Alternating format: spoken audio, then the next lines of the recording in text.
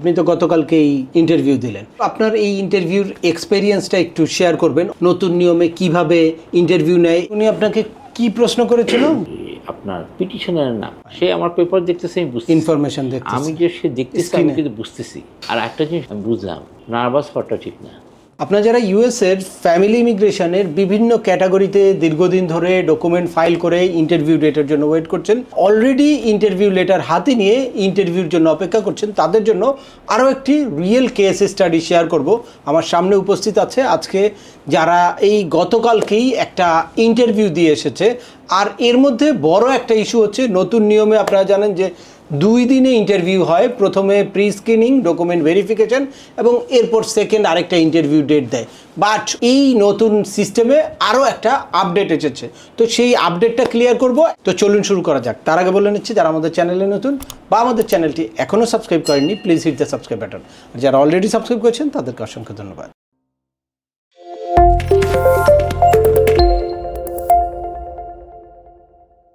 Welcome back, আপনাদের সাথে আছি আমি সিএম আমিনুল বাহার। আজকে কোনো কথা না বাড়িয়ে সরাসরি ইন্টারভিউ রিয়েল কেস স্টাডিটা শেয়ার করবে, তাদের কাছে নিয়ে যাব। সরাসরি প্রশ্নোত্তর পর্ব বা কি ঘটেছিল সেটা শুনবো। আর আপনারা যারা রেগুলার আমাদেরকে ফলো করেন তারা জানেন যে আমাদের এই চ্যানেলে ইউএসের একদম ফ্যামিলি ইমিগ্রেশনের I-130 পিটিশন ফাইল করা থেকে শুরু করে ইন্টারভিউ প্রিপারেশন পর্যন্ত হিউজ ইনফরমেটিভ ভিডিও আছে। যারা যেই টপিক্সে ইন্টারেস্টেড দয়া করে ওই রিলেটেড সকল ভিডিওগুলো দেখবেন।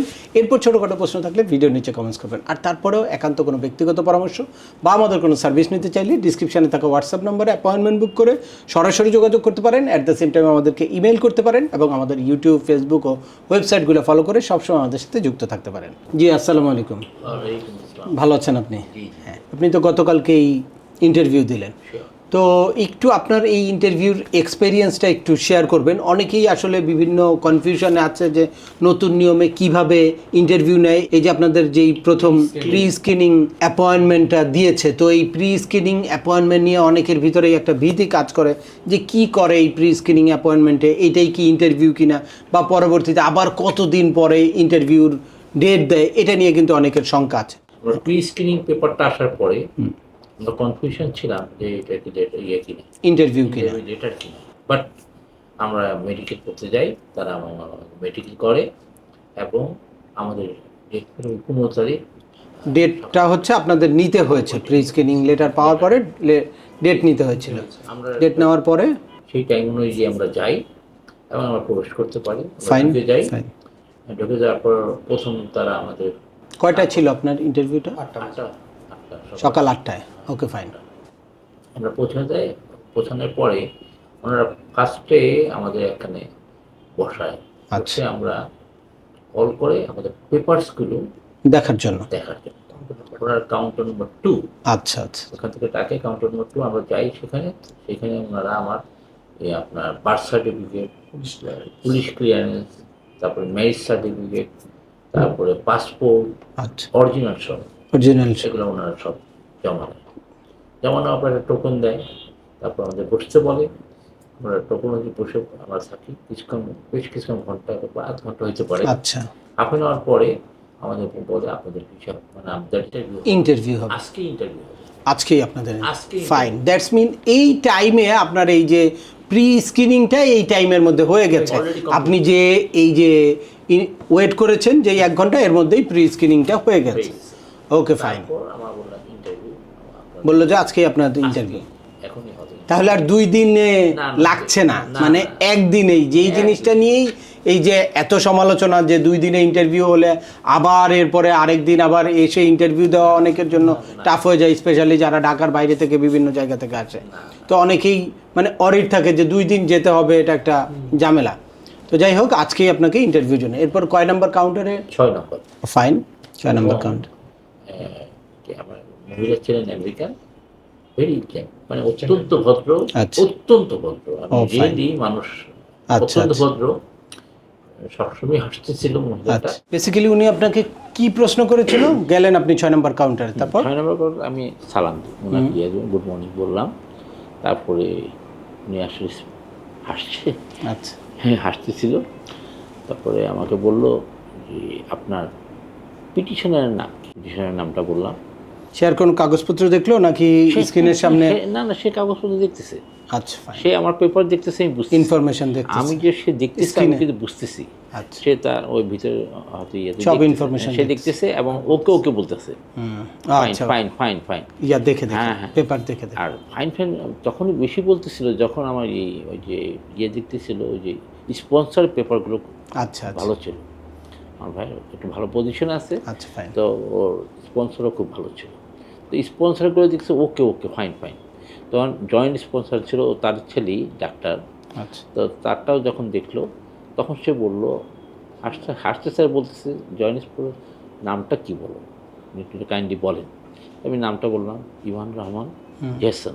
জেসন শব্দটা বলাতে ওদের দেশে মনে হয় জেসনটা খুব মানে কোনো কিছুর সাথে কমন পড়েছে, প্রাউডি না, সে বলতেছিল প্রাউডি কিছু একটা, মানে আমাদের যেমন কিছু ইয়ে থাকে না যে বংশের এইটা থাকলে খুব আমরা প্রাউড ফিল করি, আচ্ছা আচ্ছা ওই জেসনটা নাকি ওদের এরকমই একটা কিছু একটা, আচ্ছা আচ্ছা সেইটাই বলতেছিল, খুব নাইস নাম, নামটা খুবই সুন্দর। আচ্ছা। আর আমাকে বলছে যে আপনার তো ওই যে অরিজিনাল ইয়ে নেই, পিটিশনের বার্থ ও সার্টিফিকেট, পিটিশনের বার্থ সার্টিফিকেট নিয়ে যান নাই, আচ্ছা আমার ছিল ফটোকপি। আচ্ছা আচ্ছা তো উনি আমাকে বললেন যে আপনি আপনি একটু এটা দিবেন, পিটিশনের বার্থ আর ওই সার্টিফিকেট, ম্যারেজের ইয়েটা একটু ঠিক করবেন। ওই যে আর ম্যারেজ হ্যাঁ, সার্টিফিকেট। আর আমাকে বললো যে আপনি কোথায় যাবেন, মানে কোথায় থাকবেন, মানে এটাও বলছি ইউএসএ তে গিয়ে আপনি কোথায় থাকবেন? কোথায় থাকবেন, মানে আপনি কোথায়। আমি বললাম যে আমার ভাই থাকে অরল্যান্ডো, ফ্লোরিডা। ফ্লোরিডা। ও অ্যাড্রেস আমাকে জিজ্ঞেস করছিল, আচ্ছা আচ্ছা আমি অ্যাড্রেস সাথে সাথে বলে দিই, ফুল অ্যাড্রেস বলেছে। হ্যাঁ বলে দিয়েছি। তো আমার সব পাই, নো প্রবলেম, মানে হয়ে আপনি যাবেন, আপনারা সবাই যাবেন, দুটা কাগজ জমা দিয়ে আর কোনো টেনশন করবেন না, আচ্ছা আর টেনশনের দরকার নেই। আর কোনো কিছু জিজ্ঞেস করে নেই ফ্যামিলির অন্য কোনো মেম্বারকে কোনো না না, জাস্ট আমার ছোট ভাইকে জিজ্ঞেস করলে তোমার বয়স কত, বয়সটা জিজ্ঞেস আর অন্য কাউকে? না আমাকে না, জিজ্ঞাসা করছিল যে তোমার এজ কত।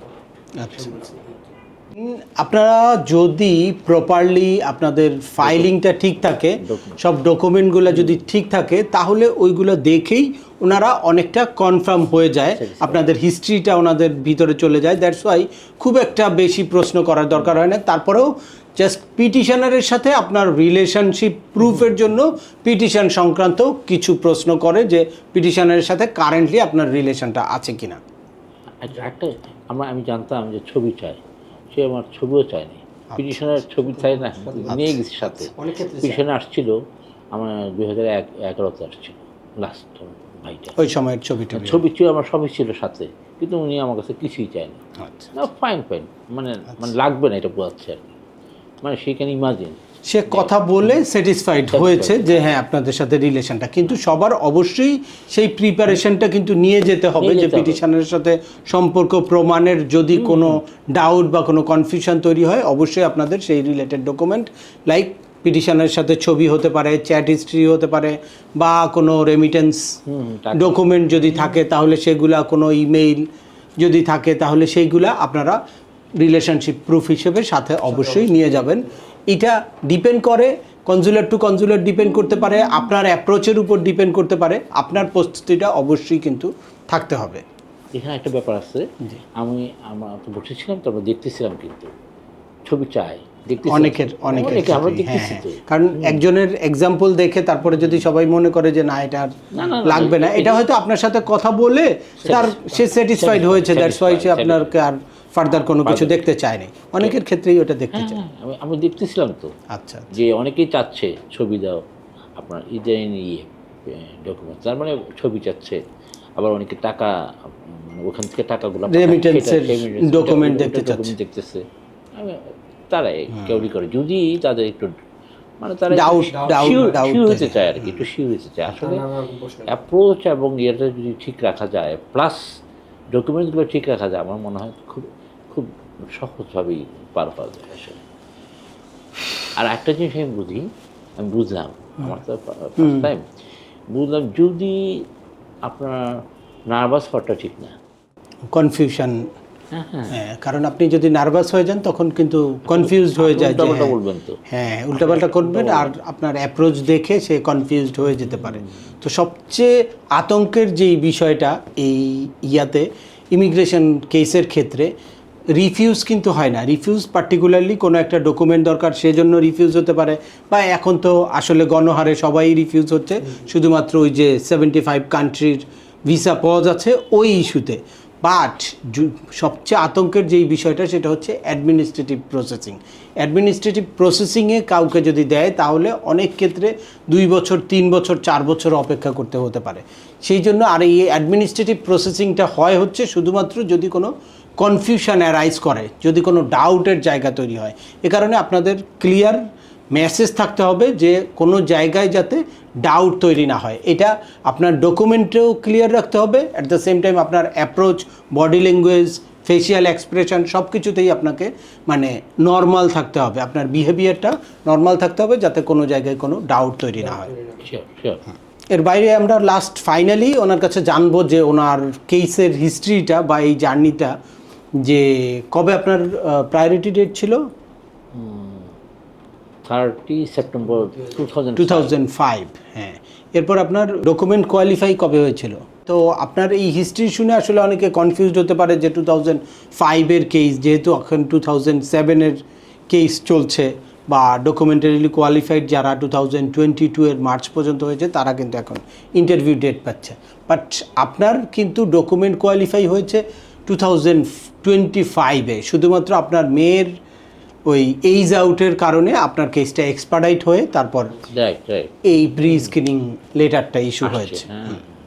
তো আপনারা যারা আসলে ইন্টারভিউর জন্য ওয়েট করছেন তাদের আইডিয়াল একটা ক্যালকুলেশন হচ্ছে ডকুমেন্ট কোয়ালিফাই ডেট অনুযায়ী কিন্তু ইন্টারভিউ ডেট দেয়। এজন্য যখন আপনাদের ডকুমেন্ট ফাইলিং ডেটটা কারেন্ট হয় তখন দ্রুত আপনাদের ডকুমেন্ট সাবমিট করে ডকুমেন্ট কোয়ালিফাই হয়ে থাকতে হবে। তো এখন 2022-এর মার্চ পর্যন্ত যারা ডকুমেন্ট কোয়ালিফাই হয়েছে তাদের ইন্টারভিউ ডেট দিচ্ছে বা এই প্রি স্ক্রিনিং লেটার পেতে পারেন।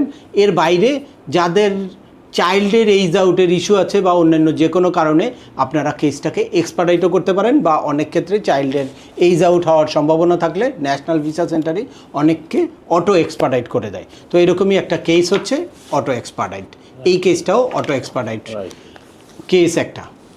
তো আজকের ভিডিওটি আর দীর্ঘায়িত করব না, আশা করি এই ভিডিও থেকে আরও একটা প্র্যাকটিক্যাল এক্সপেরিয়েন্স আপনারা পেয়ে গেলেন যে ইন্টারভিউতে কী ধরনের প্রশ্ন করে বা কীভাবে আপনারা ইন্টারভিউর প্রিপারেশনটা নেবেন। অ্যাট দ্য সেম টাইম আপনারা জেনে গেলেন যে এই যে 2 ডেইজের ইন্টারভিউটা একদিনেও হতে পারে। দ্যাটস ওয়াই আপনারা যারা নতুন করে ইন্টারভিউ ডেট পাবেন বা এই প্রি স্ক্রিনিং লেটার পাবেন তারা পুরোপুরি ইন্টারভিউর প্রিপারেশন নিয়েই যেতে হবে, যদি তারা ওই দিন ইন্টারভিউ নেয় যাতে আপনারা ইন্টারভিউটাও দিতে পারেন। আবার দেখা হবে নতুন কোনো গুরুত্বপূর্ণ টপিকস নিয়ে। সে পর্যন্ত সবাই ভালো থাকবেন, সুস্থ থাকবেন এবং আমাদের চ্যানেলের সাথেই থাকবেন। আল্লাহ হাফেজ।